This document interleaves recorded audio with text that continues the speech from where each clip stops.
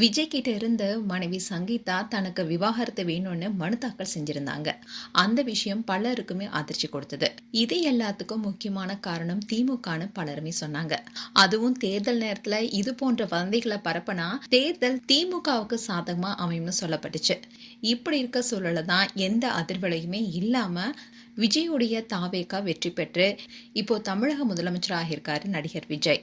இப்படி இருக்க சொல்லதான் குடும்ப நல நீதிமன்றத்துல இன்னைக்கு விசாரணைக்கு வந்திருக்கு விஜய் சங்கீதாவுடைய விவாகரத்து வழக்கு.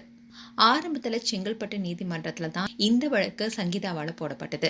அப்போ சங்கீதா அந்த மனுவில் என்ன விஷயம் சொல்லியிருந்தாங்கன்னா, தன்னுடைய கணவர் விஜய்க்கு நடிகை ஒருவருடன் திருமணத்தை மீறிய உறவு இருந்ததா கூறப்பட்டது.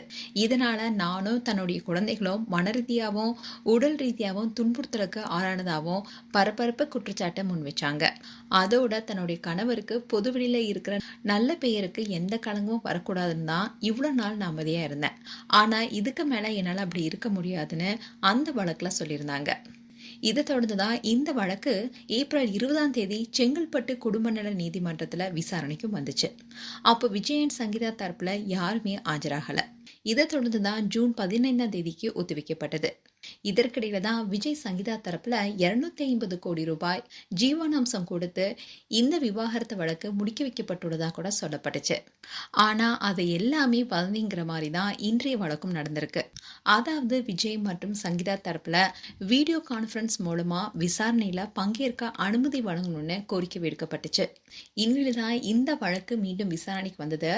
இந்த வழக்கை விசாரிச்ச நீதிபதி சுஜாதாவோ வீடியோ கான்பரன்ஸ் மூலமா ஆஜராக விஜய் தரப்பு விடுத்த கோரிக்கையை நிராகரிச்சிருக்காங்க. நிராகரிக்கப்பட்டதோட கோர்ட்டுக்கு நேர்ல தான் வரணும்னு ரொம்பவே கராரா சொல்லியிருக்காங்க நீதிபதி. அதோட சங்கீதா தரப்புக்கு சில சரமாரியான கேள்விகளையும் கேட்டிருக்காங்க. அதாவது சங்கீதா தரப்பு வக்கீல் கிட்ட ஏன் வக்காலத்து தாக்கல் செய்யலன்னு ரொம்பவே கராரா கேட்டிருக்காங்களா. அதோட 2 தரப்பிலுமே இமெயில் ஐடியை சமர்ப்பிக்கணும்னு சொல்லியிருக்காங்க. இப்படி இருக்க சொல்லதான் விஜய் சங்கீதாவுடைய விவாகரத்து வழக்கு ஆகஸ்ட் 7 ஒத்தி வச்சிருக்காங்க. இப்போ முதலமைச்சராக இருக்கக்கூடிய விஜய் எப்படி நேரடியா ஆஜராவாரு என்ற கேள்வி பலருக்குமே எழுந்திருக்கு. அண்ட் விஜய் சங்கீதாவுடைய விவாகரத்து வழக்குல ஆகஸ்ட் 7 என்ன நடக்க போகுது என்ற எதிர்பார்ப்பும் மக்களிடம் அதிகரிச்சிருக்கு. மேலும் உங்களுடைய கருத்துக்களை கமெண்ட் செக்ஷன் சொல்லுங்க. இது போன்ற வீடியோஸை பார்க்க நியூஸ் தமிழ் கிட்ஸ் சப்ஸ்கிரைப் பண்ணுங்க. மறக்காம நோட்டிபிகேஷன் பட்டனை கிளிக் பண்ணுங்க.